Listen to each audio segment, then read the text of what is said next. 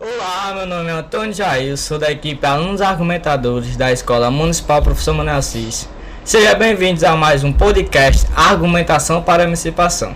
No episódio de hoje, iremos comentar e debater um assunto muito importante, polêmico e atual nos dias de hoje, que é a cultura do cancelamento.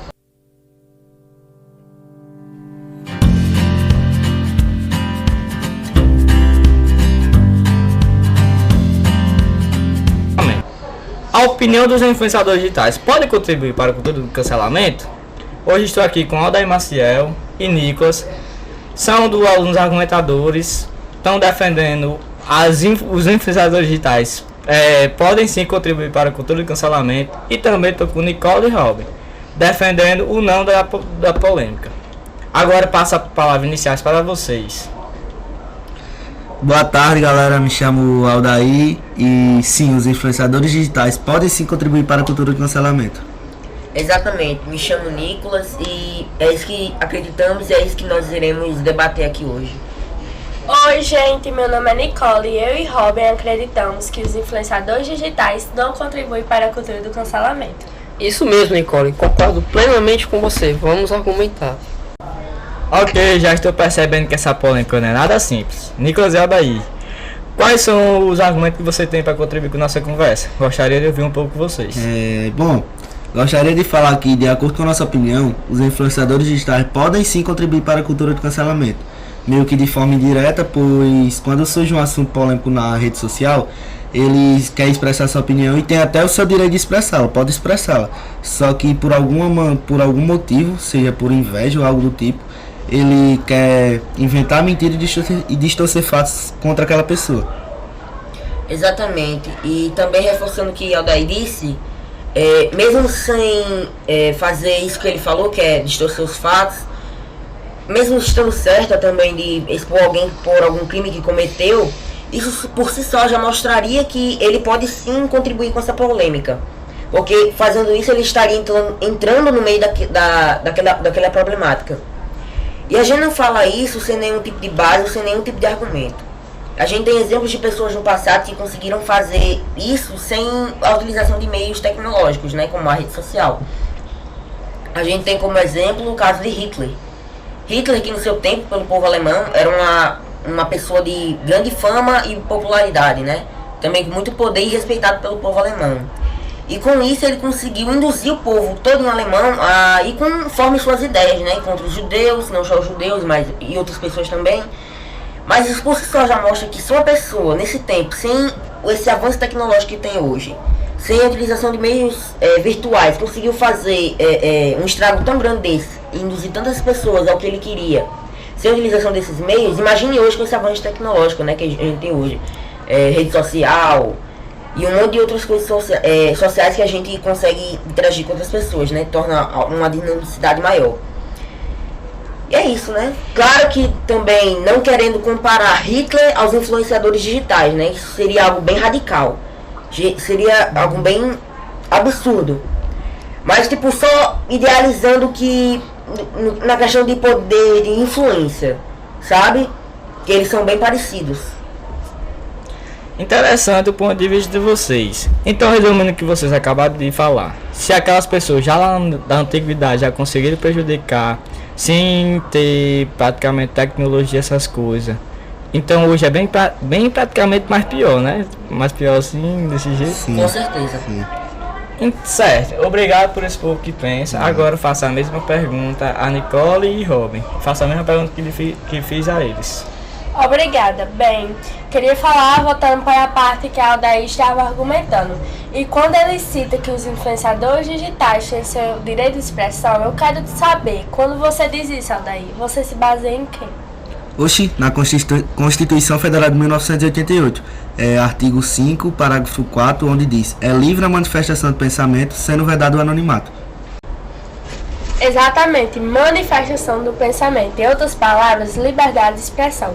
Isso não se emprega somente aos influenciadores, mas também a toda a população.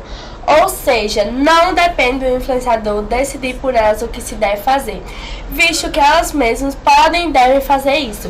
Então, você fala que os influenciadores influenciam na prática da cultura do cancelamento é errado, visto que cada pessoa tem que ter sua opinião independente da do influenciador. Ok, então para vocês, uma pessoa famosa poder influenciar na cultura do cancelamento não existe. Já que a Constituição de 88 fala que a liberdade de expressão é para todos. Vocês pensam que não tem como acontecer um efeito manada feito por influenciadores digitais? É isso? Sim, um influenciador digital tem liberdade de falar o que pensa, pois tem seu direito garantido por lei.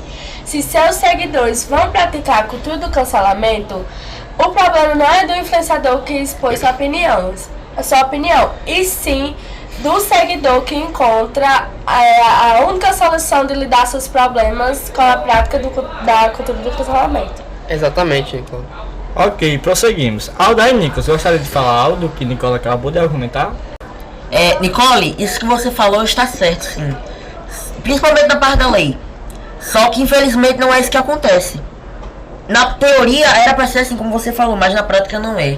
As pessoas elas não têm paciência nem cuidado para ir numa rede social ou então no Google pesquisar sobre o assunto para poder se aprofundar e tomar posição. Elas vão logo no que tá lá prontinho para elas. E isso é bem problemático, né? Para que isso que você falou acontecesse, Nicole, como eu disse anteriormente, teria de ir alguém no Google pesquisar o assunto, ir numa rede social buscar os dois lados da história, para poder se aprofundar mais. Pesquisar também é bem importante, olhar também, se aprofundar mais sobre a polêmica que está sendo discutida lá. Então tudo isso é algo que aborda isso que você falou. Isso é bem problemático, por quê? Porque algum momento esse influenciador digital que está expondo sua opinião lá na internet, ele pode acabar falando alguma informação falsa. E nisso daí o seguidor vai acabar acreditando e vai acabar culpando uma pessoa inocente. Então isso prova mais uma vez que os influenciadores digitais ele tem sim uma mão nessa problemática. Não é bem assim, Nicolas. A pessoa que vem a ter o mesmo ponto de vista dele ou concordou com ele foi porque ele apresentou seu ponto de vista tão bem, de maneira tão convincente e verdadeira. Ok, o que vocês pensam, Alda e Nicolas, sobre o ponto de vista dos seus colegas? Querem fazer alguma pergunta direcionada a eles? Eu quero. Ótimo, prossiga. Qual é o seu questionamento?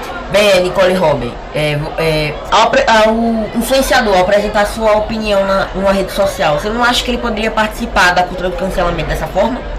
Porque, de certa forma, isso faria com que ele apresentasse seus argumentos do seu ponto de vista, né?